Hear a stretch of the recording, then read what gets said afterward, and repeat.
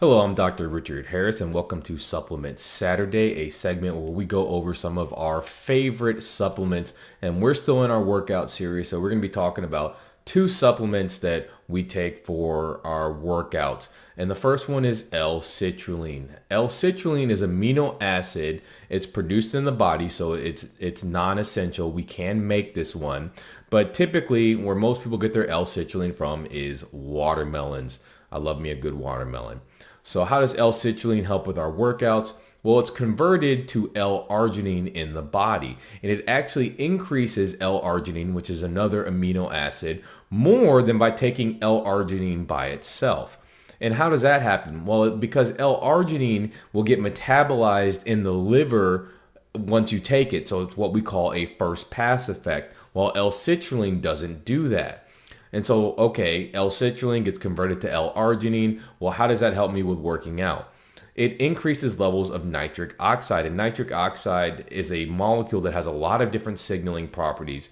But one of the things that it does is that it dilates arteries and veins. And so that gets more nutrients, more blood flow to our muscles when we're working out. That's a good thing. That's the pump that we talk about.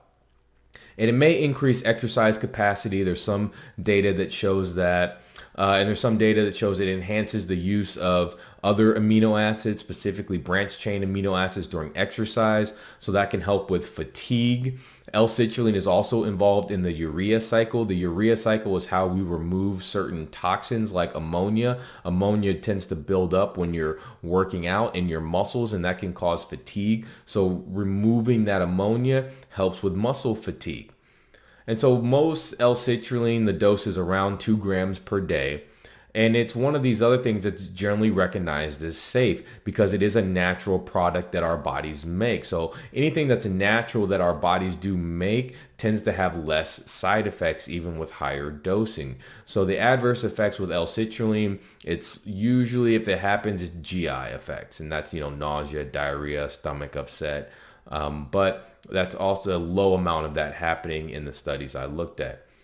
So the second thing we're going to talk about today is very similar to L-citrulline in how it works and why it's in a lot of products, and when they talk about the pump and getting increased blood flow to muscles, and that's agmatine.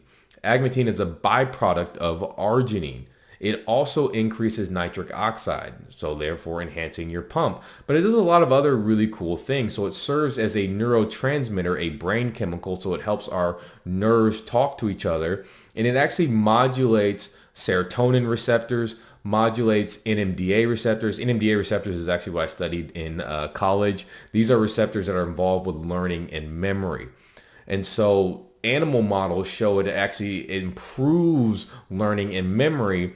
And then also animal models in some in vivo, meaning cell models, show that it actually improves the underlying mechanism behind Alzheimer's, and that's development of plaques in the brain. So there's some research that shows that it's neuroprotective. It also modulates pain. And so that can help when you're working out, especially with that post-workout soreness or DOMS, or, if you go a little too hard and you injure yourself, that can help with some of the pain there.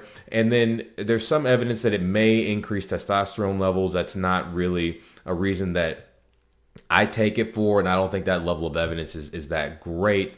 It improves muscle insulin sensitivity, which is a big thing. Go listen to our podcast about insulin sensitivity. Insulin resistance, the opposite of insulin sensitivity, is the underlying mechanism of diabetes. Well, you want your muscles to be insulin sensitive because you want them to suck up more glucose while you're working out so they have more energy.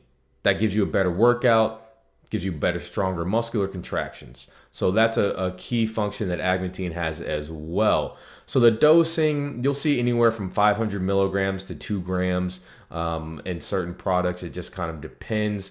Adverse effects, again, with agmatine, it's a natural byproduct, so it's generally recognized as safe. The studies I looked at said that mainly there were some GI effects if people did have side effects. Per usual, The product I'm using, NutriBio pre-workout, has these components in it, and that's why I take it. I also take it because it's a CGMP workout company. We've talked about why CGMP is important. That's why you know what you're getting in your product. They have fully transparent labels, and what I love is they have a natural product that has no artificial sweeteners or artificial colors or flavoring, which is great. So this has been Supplement Saturday. I think I still have a few more supplements to go in the workout series, and then we'll get out of the workout series and talk about some other of our favorite supplements. Thank you, and God bless.